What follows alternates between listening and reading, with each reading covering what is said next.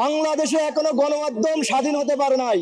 গণমাধ্যম কর্মী তুহিন যেভাবে নৃশংসভাবে তাকে কুপিয়ে হত্যা করা হয়েছে, এর একটি উদাহরণ।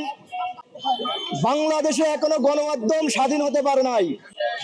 গণমাধ্যম বাংলাদেশে যত রাজনীতি দল আছে তাদের কাছে জিম্মি হয়ে পড়েছে।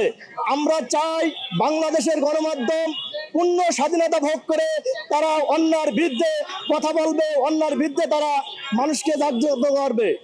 এই গণমাধ্যম যে কোনো ভিনদেশীদের প্রচারণায় কথা বলে, দেশের কিছু আমাদের নেতা নেত্রী, আমাদের দেশের যেসব দল আছে তাদের পক্ষ নেই।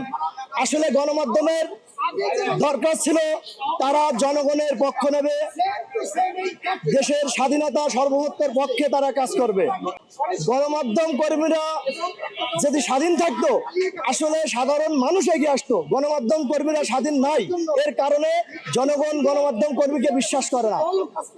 বিশ্বাস না করার ফলে এই হত্যাগুলো ঘটছে।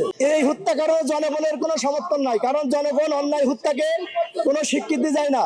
এই হত্যার সম্মতি আছে একটা দলের এজেন্ডা বাস্তবায়ন করছে, কারণ যে দল অন্যায় করতে চায় এদেশে সেই দলের কাজ হচ্ছে তাদের কর্মী দিয়ে গণমাধ্যমকে হত্যা করা। আসলে মানুষের হাতে কিছুই ছিল না, কারণ মানুষ নিরস্ত্র ছিল, তারা অস্ত্রধারী ছিল। অস্ত্রধারীকে যদি মোকাবেলা করতে হয়, অস্ত্র দিয়ে মোকাবেলা করতে হয়। অস্ত্রধারীর কাছে যদি কেউ শুধু হাত নিয়ে যায়, সে নিজেই হত্যাকারী শিকার হয়ে যাবে। স্বৈরাচারের কাছে অস্ত্র ছিল, তাদের উদ্দেশ্য ছিল স্বৈরাচারকে পতন করবো আমাদের জীবনের বিনিময়। এখানে কোনো অর্থের বিনিময় নাই। আমরা জীবন দিয়ে হলেও স্বৈরাচারকে আমরা পতন করব আমাদের জীবন দিয়ে। কিন্তু সাংবাদিক হত্যা হয়েছে, ওখানে কোনো মানুষের জাগ্রত হয়নি আমার জীবন দিয়ে আমি ওই সাংবাদিককে আমি রক্ষা করব। আসলে এই জাতির বিবেক, যাকে বলা হয় জাতির আলো, আসলে আমি মাঝে মাঝে দেখি জাতির অন্ধকার হয়ে যাচ্ছে, তারা মিথ্যে সাংবাদিক প্রচার করে। এই জন্য আলো কখনো যদি অন্ধকার হয়ে যায়, সেই অন্ধকারে আলোকে ডুবিয়ে দেওয়া হয়।